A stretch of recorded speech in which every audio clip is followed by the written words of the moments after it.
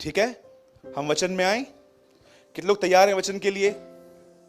Okay, आइए, जिनके पास भी प्रभु का वचन है हम सब ओपन करेंगे न्यायों की पुस्तक। ये ओल्ड टेस्टामेंट में है, जजेस।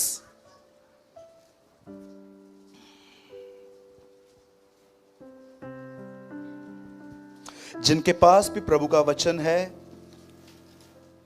हम सब खोलेंगे न्यायों की किताब। बहुत इंपॉर्टेंट वर्ड है, स्पेशली उन लोगों के लिए जिनका mind 5 minute positive, 5 minute negative, 5 minute positive, 5 minute negative रहता है। उनके लिए आज बहुत अच्छा वचन है। अगर आप ऐसे लोग हैं जो आप देखते हैं कि ब्रदर पता नहीं मेरी लाइफ ही पता नहीं क्या है, वो कभी कभी वो पतंग होता है ना, पतंग उसका धागा कैसे रहता है, पता मेरा लाइफ ही ऐसा है। अगर आपको लगता है ना आपका वचन आज का वचन आपके लिए है, सब खोलेंगे न्यायों की किताब और उसका 8वां अध्याय।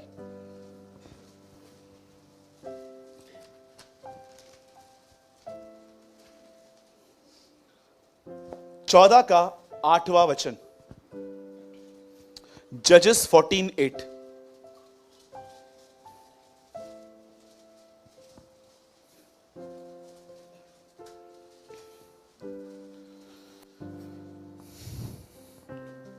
जिनके पास बाइबल है आप सब अपनी बाइबल में खोलें, और जिसके पास नहीं है आप प्रोजेक्टर पे पढ़ सकते हैं। कुछ दिनों के बीतने पर वह उसे लाने को लौट चला और उस सिंह की लोथ देखने के लिए मार्ग से मुड़ गया, तो क्या देखा कि सिंह की लोथ में मधुमक्खियों का एक झुंड और मधु भी है।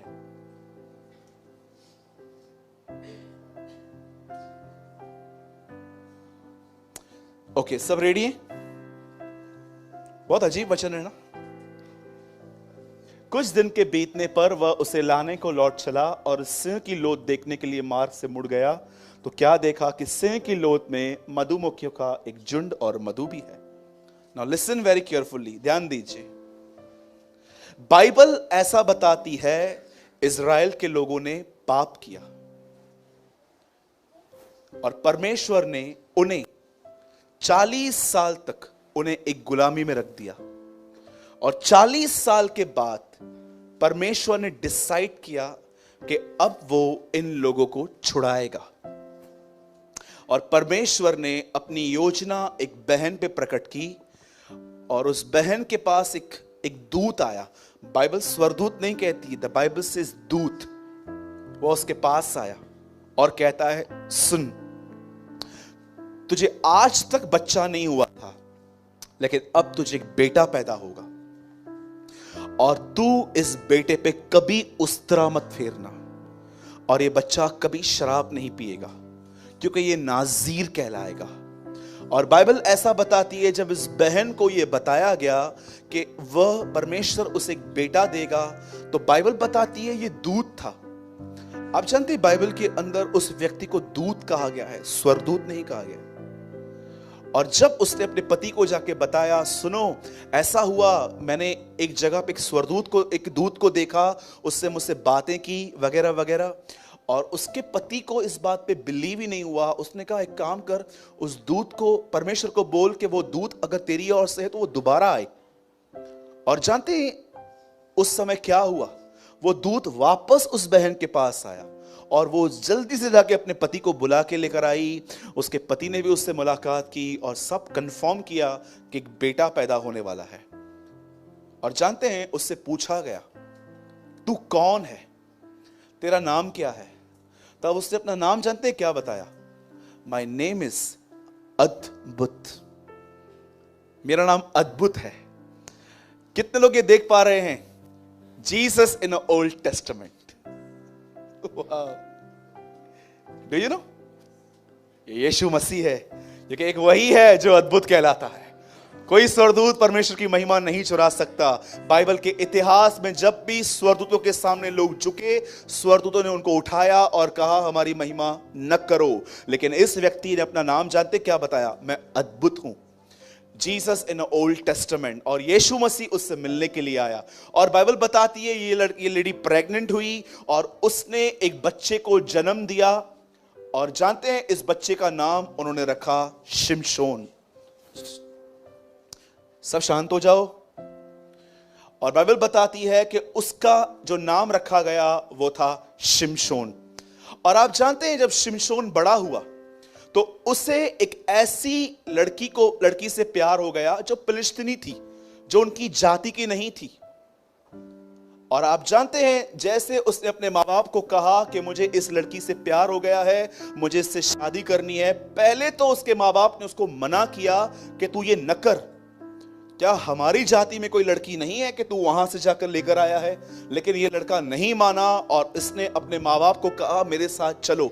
और जैसे उसके माँ बाप वहां पर जा रहे थे शिमशोन के साथ, बाइबल बताती है रास्ते में एक शेर आया और इस शेर को शिमशोन ने ऐसा फाड़ा कि जैसे एक बकरी का बच्चा फाड़ दिया हो।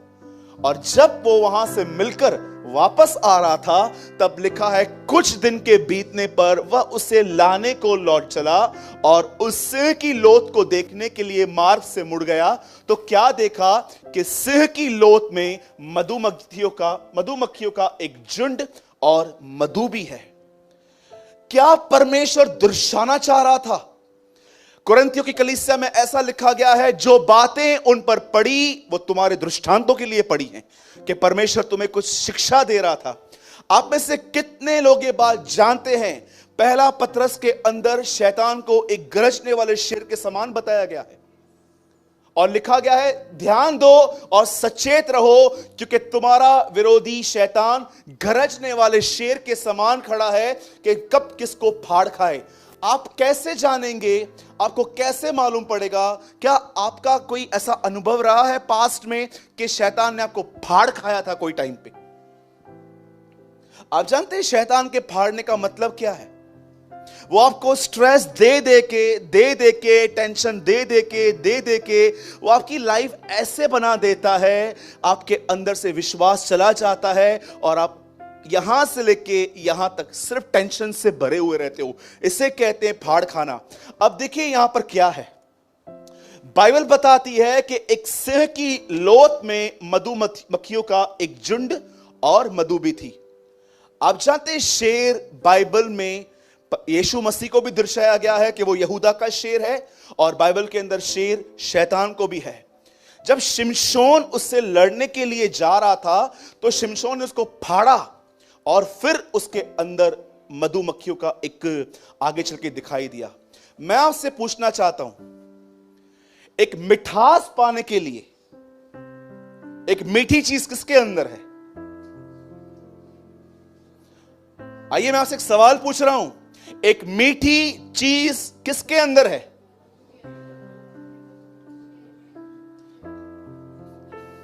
लोथ के अंदर है। कितने लोग एक मीठी जिंदगी जीना चाहते हैं? हाथ उठाइए। मैं जीना चाहता हूं तो पहले शैतान को फाड़ना सीखिए। बहुत सारे लोग मधु पाना चाहते हैं विदाउट फाइट। मेरे भाइयों और बहनों, भजन संहिता में लिखा है यहोवा का वचन मधु सा मीठा है, लेकिन उससे पहले तुम्हें इसे फाड़ना पड़ेगा। मैं आपसे पूछना चाहता हूं, आप में से कितने लोग ये बात जानते हैं, आप जितनी भी प्रॉब्लम्स में हो, आप सफर प्रॉब्लम की वजह से नहीं, अपने सोचने के तरीकों की वजह से करते हो। फिर से कहूं, आप में से जितने भी लोगों के पास प्रॉब्लम है, फाइनेंशियल प्रॉब्लम है, फिजिकल प्रॉब्लम है, कोई और प्रॉब्लम है, याद रखना आप अपनी प्रॉब्लम की वजह से सफर नहीं करते, आप अपने सोचने के रीजंस जो जैसे आप सोचते हो आप उसकी वजह से सफर करते हो।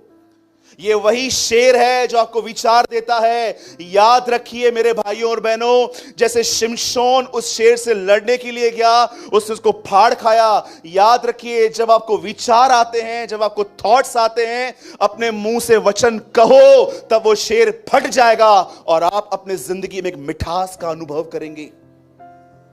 बहुत सारे लोग इस बात को नहीं जान पाते हैं, वे समझ नहीं पाते हैं कि ब्रदर मैं इतना सफर क्यों कर रहा हूं। मैं फिर से कहता हूं, मैंने पहले भी कहा, मैं फिर से कहता हूं, आप सफर, आप तकलीफ, आपके पास जो प्रॉब्लम है, चाहे वो गरीबी हो, चाहे वो बीमारी हो, चाहे आपके ऊपर लोन हो, चाहे आपके ऊपर कोई भी प्रॉब्लम हो, आप अपनी तकलीफों की वजह से सफर नहीं कर रहे हैं, आप उन तकलीफों में किस तरह सोच रहे हैं, इसकी वजह से सफर करते हैं। इसीलिए बाइबल बताती है कि सबसे अधिक अपने मन की रक्षा कर। आपको पता है, आप यहां पर जो भी सोच रहे हो, ये पूरे आपके बॉडी पे इफेक्ट करता है। तो ब्रदर, रास्ता क्या है? शेर को फाड़ना सीखो। उसे फाड़ना कोई बड़ी बात नहीं है। आपको सिर्फ पवित्र आत्मा से भर के वचन कहना है और वो फट जाएगा, क्योंकि ये लॉ है। शैतान, याद रखिए, न शैतान नरक में रहता है, न शैतान पृथ्वी पे रहता है। शैतान सिर्फ वहां रहता है जहां वचन नहीं है। फिर से कहूं, न शैतान नरक में है, न शैतान पृथ्वी पर है। शैतान सिर्फ वहां रहेगा जहां वचन नहीं है। जब दुष्ट आत्मा वहां से आती है, तब उस घर को सजा सजाया पाती है, तो कहती है चलो उस घर के अंदर वापस। आज मैं आपसे पूछना चाहता हूं, यहां पर सफर कर रहे हो कि अपने मुंह से वचन कह रहे हो? एक व्यक्ति जब वो जा रहा था तो उसने क्या देखा कि एक शेर आ रहा है, उसने उसको फाड़ के रख दिया। और जब वही व्यक्ति वापस जा रहा था तो उसने क्या देखा कि उसके अंदर एक मधुमक्खियों का एक छट्टा है और उसमें मधु पड़ी हुई है। क्यों परमेश्वर ने शेर के अंदर वहां पर यह रखा? सिर्फ आपको समझाने के लिए कि अगर आप चाहते हैं कि आपके लाइफ में एक मिठास आए, आपके स्वभाव में, आपके विचारों के अंदर फ्रेशनेस आए, तो उस शेर से लड़ना सीखो। मैं आपको सच कहता हूं, आज भी आप बिलीव करो या नहीं, ये सच है। अधिकतर लोग जब वो कलीसिया में आते हैं, आराधना में वो बहुत एंजॉय करते हैं, वर्शिप में वो एंजॉय करते हैं, लेकिन ये खुमार, सुनिए फिर से, बोलिए खुमार। जैसे लोग ड्रिंक करते हैं, कैसे 1.5-2 घंटे हिलते रहते हैं, कुछ भी बोलते रहते हैं। वो खुमार 1.5-2 घंटे तक यहां रहता है। आप जानते हो, बहुत सारे विश्वासी जो यहां पर आते हैं, प्रभु की बड़ाई करते हैं, प्रभु की आराधना करते हैं, पर ये खुमार कि वो मेरे साथ है, वो मुझसे प्यार करता है, ये 2 घंटे ही चलता है। सुबह उठ के पिक्चर ही कुछ और रहती है। जानते हो क्यों? क्योंकि तुमने लड़ना नहीं सीखा है। अगर तुम चाहते हो कि तुम्हें मधुमक्खी, जो मधु है, जो मिले, तो जानते तुम्हें क्या करना चाहिए? हमारी लड़ाई मांस और लहू से नहीं है। आपको हाथ नहीं उठाने, आपको अपने मुंह से परमेश्वर का वचन कहना है। अब मैं आपसे एक सवाल पूछता हूं, सब यहां देखिए, कितने लोग इस बात के साथ एग्री हैं? अगर आप नहीं हो तो प्लीज हाथ मत उठाना। क्या आप ये एग्री करते हो? हम अपने लाइफ में जो सफर करते हैं, वो तकलीफों की वजह से नहीं करते, वो सिर्फ अपने मनोवृत्ति, हमारी थिंकिंग की वजह से करते हैं। मैं आपको एग्जांपल देता हूं, सब ध्यान दीजिए। जब शाऊल ने गोलियत को देखा तो ऐसा लिखा गया है, उसका मन कच्चा हो गया। ये मन कच्चा कैसे होता है? यीशु मसीह का पहला प्रचार था, मन फिराओ। पौलुस रोमियो को कहता है, तुम्हारे मन के नए हो जाने से तुम्हारा चाल चलन बदलता जाए। आप जानते हैं, एक बहुत ही क्लासिक एग्जाम्पल देता हूं। समझो आपको एक दिन खांसी हुई और उस खांसी में थोड़ा सा ब्लड आया और आप थोड़ा डर गए कि ब्लड कैसे आ गया। और उसके बाद आप डॉक्टर के पास गए। डॉक्टर को आपने कहा, मेरे खांसी में ब्लड आया हुआ है। और डॉक्टर आपको कह रहा है, एक काम कर, ब्लड टेस्ट करवा। और आप पैथोलॉजी में जाते हैं और डॉक्टर को बोलते हैं, ब्लड निकाल मेरे को टेस्ट कर। आप भी जानते हैं, पैथोलॉजी में ऑन द स्पॉट तो रिपोर्ट मिलती नहीं है। वो बोलते हैं शाम को आओ या तो कल आओ। जब वो आपको कहते हैं शाम को आओ या कल आओ, इस बीच में आपको कितने ख्याल आते हैं? कैंसर होगी, बड़ी बीमारी होगी, शैतान को मालूम है अभी अभी रिपोर्ट आने में 2 दिन बाकी हैं। वो 2 दिन में आपको जितने भी ख्याल देगा, अगर तुमने अपने मुंह से खुदा का कलाम नहीं कहा, तुम्हारा मन शाऊल की तरह कच्चा हो जाएगा और तुम लड़ने से पहले ही कहोगे मैं हारा हुआ हूं। लेकिन दाऊद को देखो, जब वो खुदावन के सामने, वो गोलियत के सामने खड़ा हुआ, वो उसी गोलियत को देख के कहता है ये कौन है? सब लोग कहते हैं ये गत्तवसी गोलियत है, अरे ये योद्धा है, तू तो अभी योद्धा बना है ना, ये लड़कपन से योद्धा है। दाऊद कहता है मैं जाऊंगा इससे लड़ने के लिए। और जानते हो दाऊद ने क्या कन्फेस किया? क्या कन्फेस किया दाऊद ने?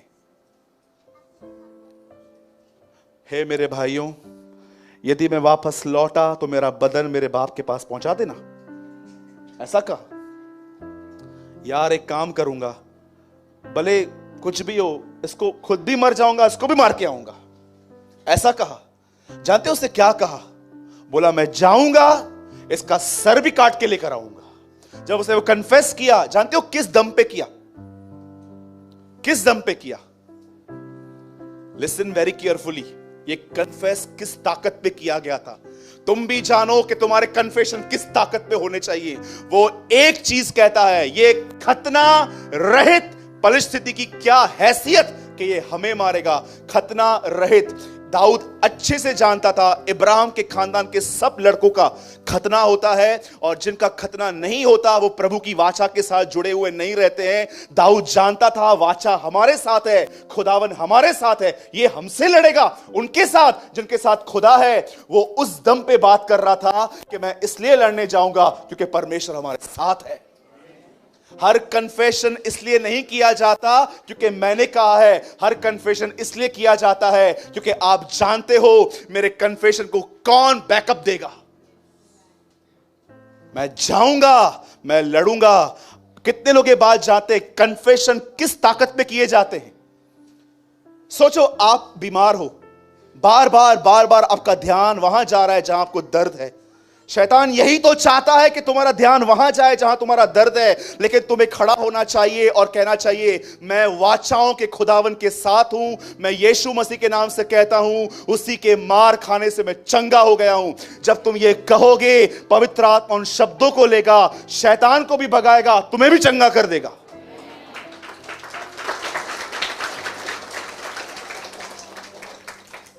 कृपया ये करना बंद करें जो मैं कर रहा हूं। क्या होगा? करना, तू भी प्रार्थना करना। सपोज ठोई थी दो। Stop this nonsense. ये सब अनबिलीव की लैंग्वेजेस हैं, ये बोलना बंद करो। तुम चाहते हो मधु खाए? कितने लोग मधु खाना चाहते हैं? मैं चाहता हूं मधु खाना। वो कहां से निकल रही है? हाँ,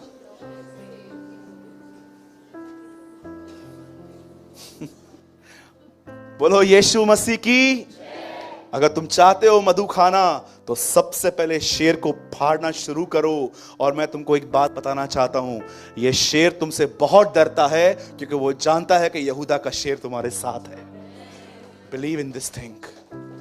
प्रभु आपके साथ है, किसी चीज से डरने की जरूरत नहीं है। याद रखना, मैं फिर से दोहराता हूं, आप और मैं अपनी तकलीफों की वजह से नहीं, हम अपने सोचने के तरीकों की वजह से सफर करते हैं। यदि आप चाहते हो कि ये सफरिंग बंद हो तो अपने मुंह से वचन कहना स्टार्ट करो। इसलिए नहीं कि तुम स्ट्रांग हो, बट इसलिए ताकि तुम जानो कि खुदावन तुम्हारे साथ है।